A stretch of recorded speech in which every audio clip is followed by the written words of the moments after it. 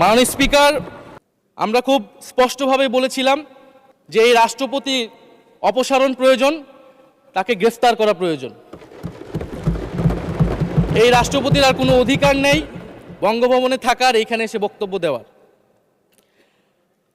President Shahabuddin Chuppu, তার কিছু কুকীর্তির কথা মাননীয় স্পিকার হাউসের সামনে তুলে ধরছি।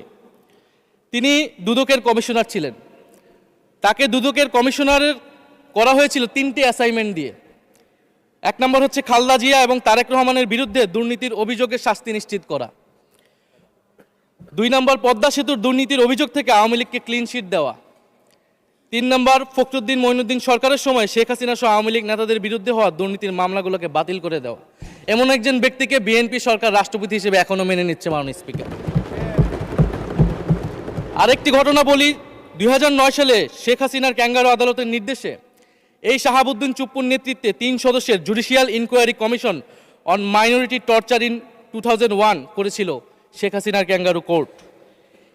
এই প্রতিবেদন অনুসারে বিএনপির 26,000 বিএনপির নেতাকর্মীকে 2001 সালে ক্ষমতায় এসে কয়েক হাজার হিন্দুকে তারা হত্যা করেছে, এজন্য দায়ী করা হয়েছিল মাননীয় স্পিকার। এবং আওয়ামী লীগ এই রিপোর্ট দেশে বিদেশে এই রিপোর্ট ফেরি করে তারা নিজেদের এখানে ক্ষমতায় থাকাটাকে পাকাপোক্ত করেছিল।